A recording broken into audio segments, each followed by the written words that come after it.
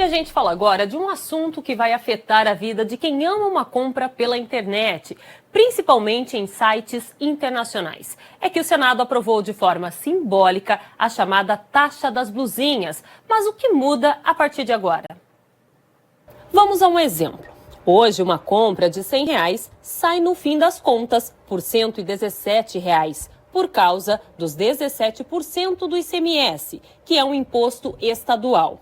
Com a aprovação da taxa das blusinhas, o cálculo será o seguinte: 20% de acréscimo do imposto federal sobre o valor da compra, mais os 17% do ICMS. Assim, o produto com valor de R$100 sairá por R$140. Lembrando que essa taxação é para as compras de até $50 ou R$265 no câmbio de hoje. Além do aumento na arrecadação, a medida é um aceno para a indústria nacional, que vinha reclamando de perda nas vendas por conta da concorrência com os gigantes internacionais do comércio eletrônico. A taxa das blusinhas tinha sido aprovada semana passada na Câmara, dentro do projeto Mover, de incentivo a carros menos poluentes. Como sofreu alterações no Senado, o texto volta para a Câmara dos Deputados, onde precisa ser aprovado novamente. Depois, segue para a sanção presidencial.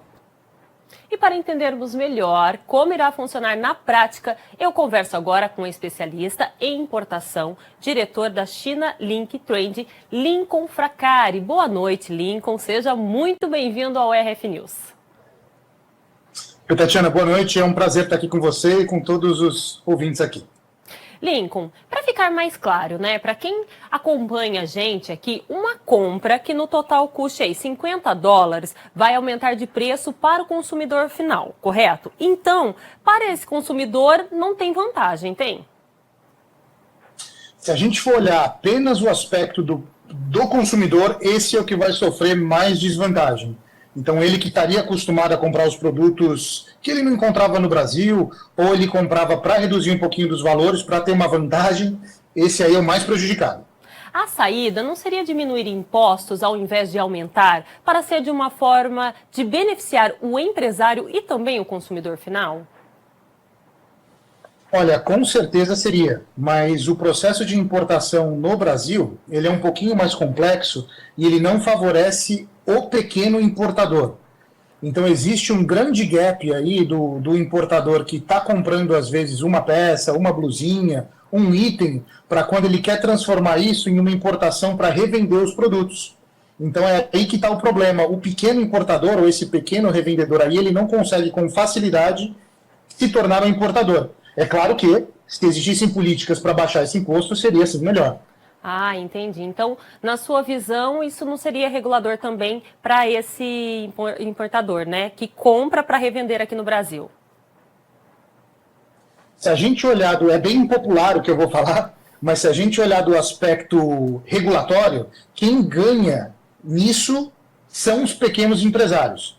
Quem está trazendo os produtos da maneira legal, pagando os impostos, colocando nos marketplaces e nos sites para vender, esses teriam vantagem porque eles deixariam de ter como concorrentes essas pessoas físicas, por exemplo, que importam às vezes 2 produtos no meu CPF, 2 no meu filho, 2 no da esposa, 2 no da tia, e ele acaba entrando numa zona que ele não paga impostos, tendo um preço muito melhor que esse pequeno empresário.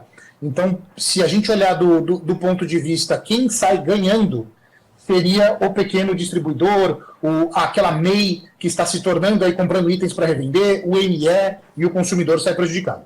E como que essa lei vai impactar os pequenos, médios e grandes empreendedores? Olha, eles só vão ter benefícios. Então, como eles vão deixar de ter a concorrência, esses, eu diria, importadores informais, olhando do aspecto especialmente do consumo de distribuição, varejo, eles só seriam beneficiados. Agora, os grandes, como eles já trazem grandes lotes de mercadoria, eles não sentiriam nem tanta diferença. Talvez eles ganhariam colaterais das compras desses consumidores que não mais importariam sozinhos, mas estariam buscando na internet produtos de distribuidores locais.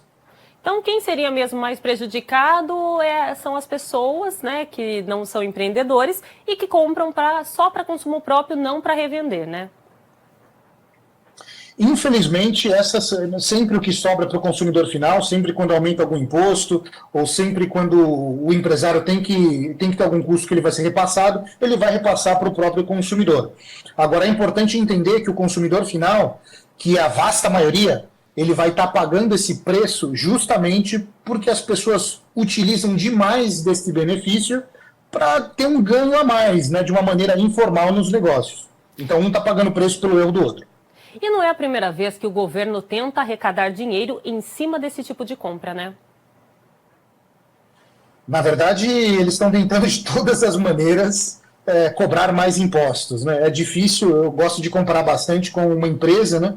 Não adianta você continuar tendo custo alto, custo alto, custo alto. Se você não reduzir seu custo, não adianta o que você vender, que você não vai conseguir pagar suas contas, né? Então, quando a gente pega o déficit aí do governo, a gente vê que já está praticamente maior que da época da pandemia, no momento que deveria estar tudo saudável. Então, não vai ser o primeiro, não foi o primeiro, e eu acho que não vai ser o último que vem por aí, não. Lincoln, muito obrigado pela sua participação aqui no RF News. Obrigado, Tatiana. Foi um prazer estar aqui com você.